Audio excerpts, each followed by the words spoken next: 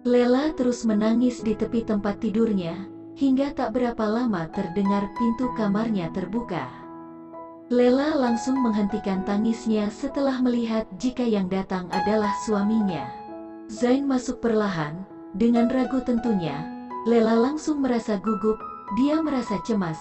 Seketika jantungnya berdegup kencang ketika bayangan dulu saat dirinya disiksa oleh mantan suaminya tiba-tiba muncul di ingatannya. Lela menjadi sangat ketakutan, badannya gemetar apalagi ketika Zain terus berjalan menghampirinya. Zain merasakan ketakutan istrinya, dia menghentikan langkahnya. "Kumohon tenanglah, aku tidak akan melakukan apapun." Lela yang mulai berkeringat dingin mencoba menenangkan dirinya, namun rasanya percuma karena bayangan-bayangan itu terus bermunculan di ingatannya. "Tenanglah," ucap Zain dengan pelan, "aku mohon tenangkan dirimu karena aku tidak akan melakukan apapun padamu."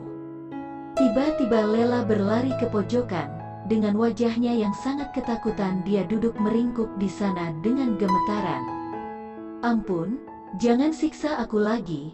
Lela seperti tak sadarkan diri, bergumam tak karuan, memohon dengan sangat ketakutan kepada Zain untuk tak menyakitinya. Betapa pilunya hati Zain melihat apa yang terjadi. Dia tak menyangka jika ternyata penyakit istrinya lebih parah dari yang dia duga. Zain kelimpungan, dia terlihat bingung harus melakukan apa. Tak mungkin baginya memberitahu orang lain karena dia tahu Lela pasti tak menginginkan hal itu. Sementara Lela terus saja menangis sambil memohon padanya untuk tak menyakitinya. Zain segera mengambil ponselnya. Dia tahu jika saat ini satu-satunya yang bisa membantu hanya kakak iparnya, Anita. "Tinggalkan dia sendirian di kamar," ucap Anita di ujung telepon juga dengan panik. Tak banyak berpikir Zain langsung keluar kamar meninggalkan Lela yang masih menangis ketakutan.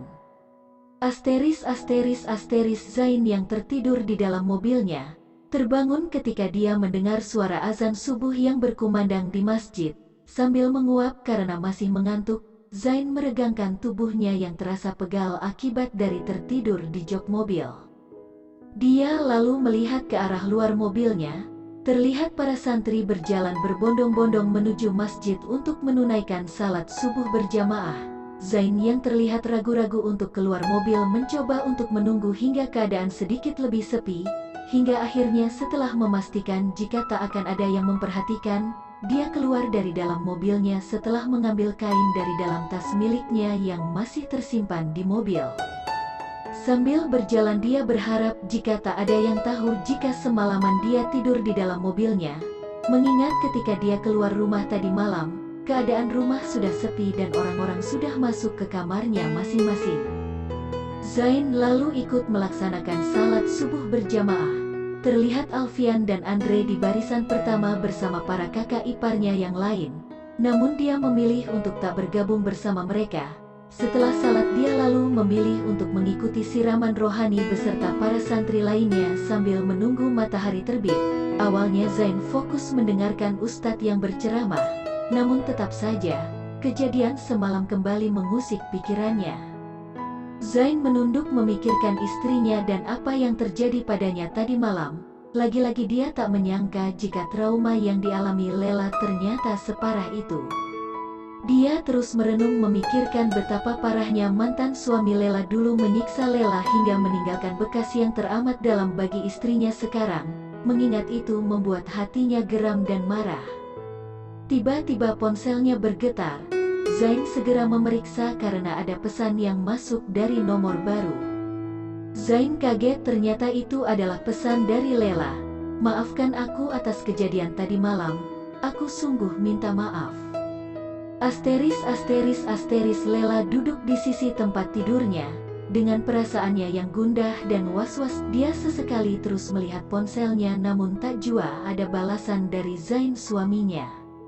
Lela berdiri, melihat ke arah luar jendela dan mencoba mencari suaminya sekeliling.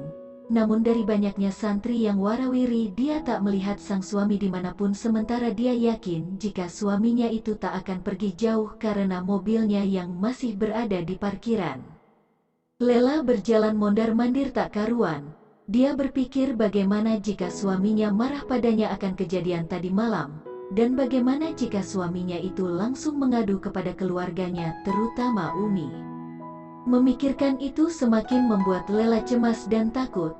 Dia berharap suaminya tak melakukan itu, karena sudah pasti keluarganya akan sedih dan kecewa padanya karena telah menyembunyikan penyakitnya selama ini. Belum lagi, hal itu akan semakin membuat ibunya sedih. Umi pasti akan merasa sangat terpukul mengetahui keadaannya yang demikian. Di tengah kecemasannya, tiba-tiba dia dikagetkan oleh suara pintu yang terbuka. Zain masuk ke dalam kamarnya dengan perlahan. Beberapa saat kemudian, kedua pasangan suami istri baru itu tengah duduk di sisi-sisi tempat tidur dengan saling membelakangi. Lela terlihat ragu. Dia tak melanjutkan perkataannya. Aku sudah tahu semuanya. Zain seolah tahu apa yang ingin dikatakan sang istri. Tentang trauma yang kamu alami, aku tahu semuanya. Lela tentu saja kaget. Apa dokter Anita yang memberitahu? Ya. Lela terdiam sejenak, hening. Lalu, tanya Lela tiba-tiba. Aku akan menunggumu hingga sembuh. Lela kaget. Bagaimana jika tidak sembuh? Tanyanya pelan. Tidak ada penyakit yang tidak bisa diobati. Selain berdoa kepada Allah, kita juga akan terus berikhtiar. Aku yakin kita bisa lewati ini bersama. Jangan biarkan penyakit itu terus ada di tubuhmu dan menghalangi mimpi-mimpi kita. Berusahalah untuk sembuh karena aku akan selalu ada di sisimu dan mendukungmu. Lela terharu mendengar jawaban Zain. Terima kasih, ucap Lela pelan seraya menitikkan air matanya.